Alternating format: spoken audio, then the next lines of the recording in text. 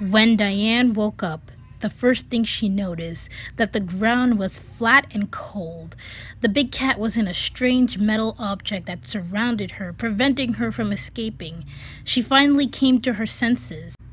Just when a couple of men walked through the door on the other side of the room, Daiane backed up to the wall of the cage and snarled fiercely at the two men leisurely walking up towards her cage.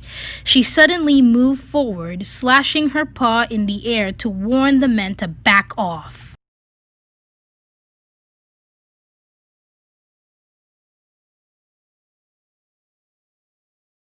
The two men, one of which she recognized as a man that in the forest the night she got captured, and a new person stopped cautious of the cat and then continued their way over to the cage. Ch.2, who was the man from the rainforest, stepped forward and threw a chunk of meat in the cage, and it landed with a thud. Go on, eat up. The man bellowed. Daiane carefully sniffed the piece of meat, not trusting these humans. It smelled old and it was starting to rot. The prideful cat looked back up at them and stared at them. Why isn't she eating? Ch.2 turned to the second man, which he replied, I think it's because she's scared, or she might have already had something to eat before you captured her. I only captured her about a day ago. That might be why. The man started. Anyways, you hired me to handle this creature until your buyer gets here, correct? Yes, that is correct. I only capture the animals. Ch.2 glanced in the direction of the jaguar. I don't take care of them. Very well. When should your buyer arrive? The man, whose name was Ch.2, questioned. In a few days, but until then, I have to look after her. The man scowled. I will do my best. We agreed on 140,000 Costa Rican colon. He clarified, around 250 American dollars. Yes. Ch.2 turned towards the door to leave. Make sure she's in prime condition. I want every penny I get out of that cat. Yes, sir, was Callisto's short reply. After Ch.2 left, Callisto faced the cage the cat was in. She was unusually quiet throughout the whole conversation. Well, hello there, he greeted the beast. From that, he concluded that she was the main predator in her area of the rainforest. You sure are a beauty, aren't you? Callisto said, mostly to himself. In response, Daiane growled at him. Let's see, what shall I call you? I know, I shall call you Renna. After all, from what I can guess, you were the queen of your territory. He chuckled himself. After doing all of the necessities, like observing her patterns, making sure she's healthy, along with other medical stuff, the man finally left the room, leaving Daiane alone with nothing but a small bowl of water and her thoughts. She had to be knocked out for the man to do his job, so when she woke up, it was morning. The next morning, she was fed, which of course she refused to eat. So she opted to just take a nap because that was all that she could do in a small cage. Callisto came back in the evening with another piece of meat.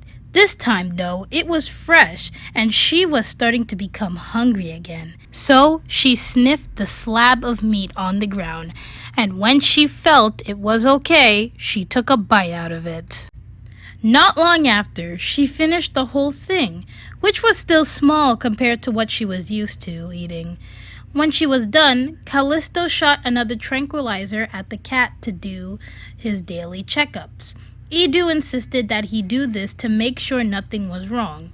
If there was something, Ch.2 would be at fault and pay for the consequences. The next days were the same. Sleep, eat, daily checkup, then sleep again. When she was sleeping, Callisto admired her beauty, but he was also looked at Rena with pity. I'm sorry you have to go through this. He whispered quietly to himself, knowing that there were absolute nothing he can do to stop this. He turned towards the door and left the room. He didn't look back. That was the last time Daiane ever saw Callisto in her life. When morning came, Daiane had a bad feeling growing in the pit of her stomach. It only grew worse as the day went on. Her feeling came true when Ch.2 entered the room with 3 other guys, all pretty muscular. Without warning, he shot a tranquilizer at the mighty cat, knocking her out. The 4 men then loaded her into a new cage that was in the back of the truck. After making sure she was out cold, they started to drive to the meeting place Ch.2 was given only days prior. An hour passed when the truck came to a stop. 3 of the men carried the cage off the bed of the truck and placed it on the ground. The sound of a car could be heard in a short distance, and soon another larger truck came into view. 5 men stepped out of the truck, all of them looking like they haven't showered in days. The leader of the group walked forwards with something in his hands. Ch.2 was guessing that something was the envelope containing his money. I presume you're the one that was sent to get the cat for your boss, huh? Yes, I am. The man paused. Do you have the animal? Ch.2 nodded his head towards the cage on the ground and said, Yes, already sedated and should be out for the next few hours. The man nodded his head to his men, and they immediately rushed to the cage to inspect the sleeping beast. After they did a thorough scan, they yelled a clipped clear to their boss. They started towards the cage to pick it up when Ch.2 and his men stepped in their way. We haven't gotten our end of the deal, and until I get my money, you're not getting this cat. Ch.2 said with a strict tone. Oh, yes. Here you go. The man with the envelope tossed it to one of the guys standing next to Ch.2. He checked the package and said that everything was there, and Ch.2 notified his man that they can step back to take the cat. Pleasure doing business. Ch.2 said, waving his hand goodbye as he and his men got back in their truck and drove away into the distance. Just like that, Daiane was a plane on the way to India. By the time she had woken up, she was already on their private plane. She was stuck in an even smaller cage, so the point where she could turn around. She roared in fury, but all she got in response was a quick yell telling her to shut up. So she did, and laid down, resting her head on her paw, planning for escape once they landed. She knew that the humans would make a mistake somewhere, and from there she could make her escape. Until then, she closed her eyes, the soft dull of the private plane lulling her to sleep.